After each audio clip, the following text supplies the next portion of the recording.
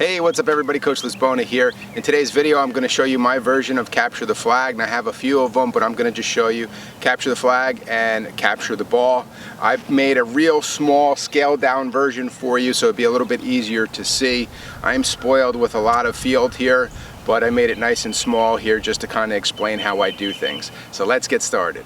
Okay, so from your vantage point, you're basically on one team's side of the field, and then the other team is down there on the other side. So this side they have their flag. All right, I just put a penny on top of a cone, and then over here the light orange cone is the jail.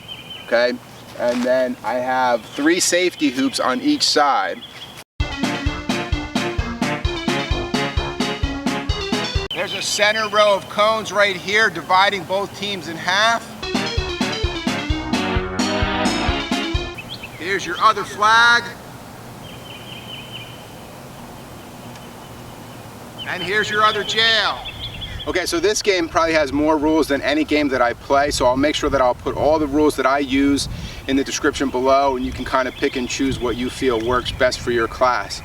Okay, so a couple things. If the kids fall on either side of the field, even if it's on their own side, they have to go to jail, okay?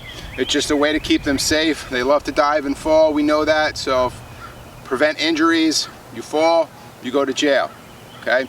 If you get tagged on your opponent's side, you also go to jail, right? So if I'm on that other team and I come over to this side and I get tagged or fall, I'm going to this cone in the jail.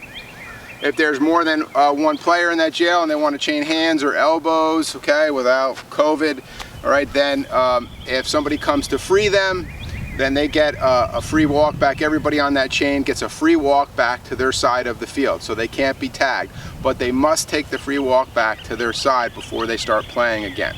And that includes the person who did the freeing. So they can't come right out of jail and go to the flag. Okay, guarding, one of the hardest things to deal with. I don't set a certain boundary around the flag and say, okay, that's as close as you can get to it, because then all the kids will just get right, you know, that are defending that flag, they'll get right to the edge of it, and it kind of becomes like guarding. So I pretty much say, if you're hanging out back by the flag, you're 5 feet away or 20 feet away and you're just hanging back there, you're guarding. So I'll warn them for a while, but if they keep doing it, I may pull them out of the game for a minute or two. Okay, the safety hoops are a great idea because not everybody is a fast runner, and it kind of gives the slower kids, you know, a little bit more advantage where they can go in the hoop. Now, the rule is you can't go in the safety hoop with the flag, and you only have to have 1 foot in the hoop to be safe.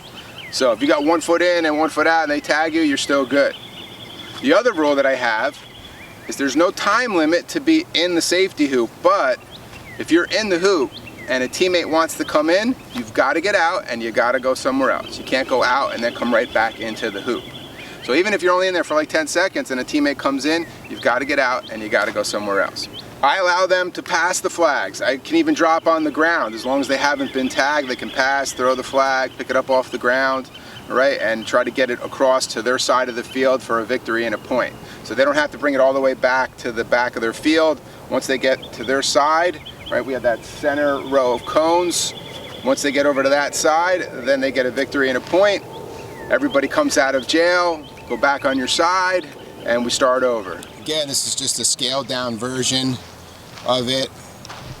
I am spoiled, as you can see, with a lot of field. Sorry if I'm making you dizzy, but just to kind of show you how I set it up. Not sure how much of an angle you could see or how much you could see before, so I just thought I'd take you a little walk through here. Got your safety hoops. We got our center line to divide the field in half. There's our jail, the orange cone in the corner, and then our other flag. Now I'm going to show you capture the ball. Okay, capture the ball, it's exactly the same rules as capture the flag, except each team starts with 2 balls instead of 1 flag. In order to get a victory and a point, you have to have all 4 on your side of the field. So they start with 2, so you could have 4 kids running with 4 different balls at the same time. You can only have 1 ball in your hand at a time.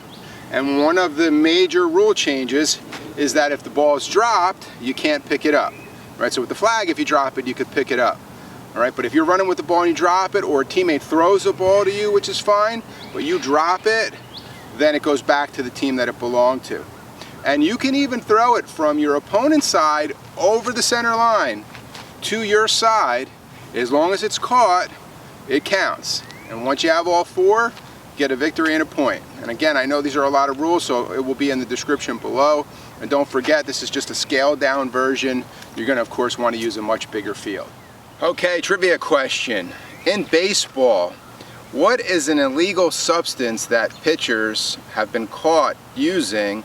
They put under the visor there, under their baseball cap. 5, 4, 3, 2, and 1. Answer is Vaseline, okay? Can't do that. Have a great day. See you soon.